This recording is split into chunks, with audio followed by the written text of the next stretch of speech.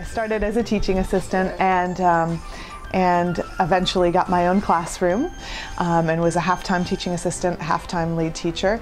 And then I became a full-time lead teacher, and now half the day I'm the assistant lower school director and half the day I'm a 5th grade teacher, which is new for me. I was in 1st grade for over a decade and loved the little guys, loved singing with them and watching that miraculous moment where they learn to read. It's just incredible. But now I'm able to have conversations with the kids about things like existentialism, which never happened in 1st grade. So I really love both ends of the spectrum. So I'm an administrator now, and now I have an office, but I've brought someone with me. I don't know if anyone remembers Ernie. Ernie was at CAIS before I came. He belonged to Miss Kari, and then he belonged to Miss Jen. So his days at CAIS are from before at least 1997. He's been here a long time and we love him. And still when the younger kids come into my office, if they've had trouble with friends and they're working out a problem with each other, they're allowed to hold Ernie, and I can't let him go. 好，我是1999年来中美国际学校的，然后我第1年来的时候，我是教数学。当时呢，那个数学它它除了小学有数学之外，中学也有数学课，所以我是教3到7年级的数学课。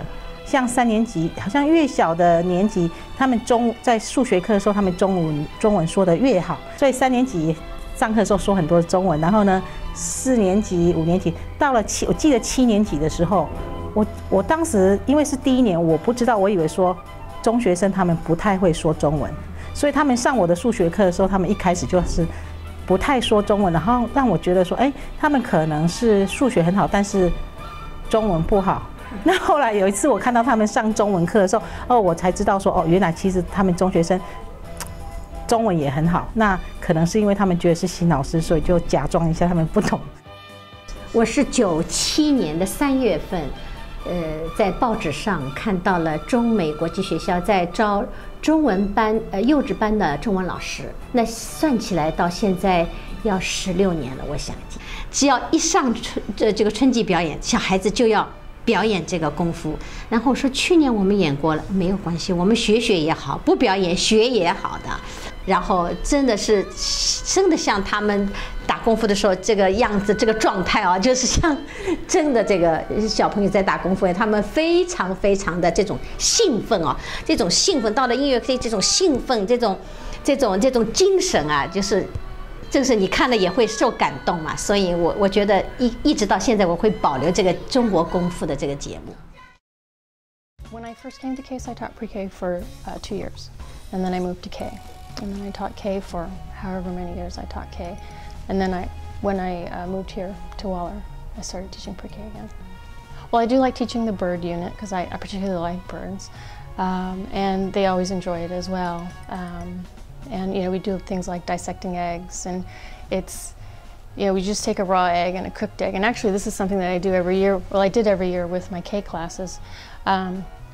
And we go through a series of experiments with them where the kids would be working in small groups, and they'd have to be little scientists. And actually it was funny, the first year I did it, I said to the class, you're all going to be little scientists, and the whole room went up and roared, we're not little.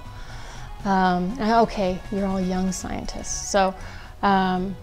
So we examined the eggs and we tried to determine which one is raw and which one is cooked by going through a series of experiments. And then we concluded that, well, some kids concluded that you could tell and others couldn't, but finally we cracked the eggs, and they had a great time going through the eggs and looking at all the different parts as they were raw or cooked and comparing them.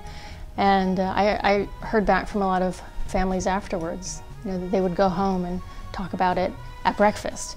Did you know this is the albumin and this is the air sac? And so it was really fun to hear back and get that feedback from parents that it really was going into their consciousness.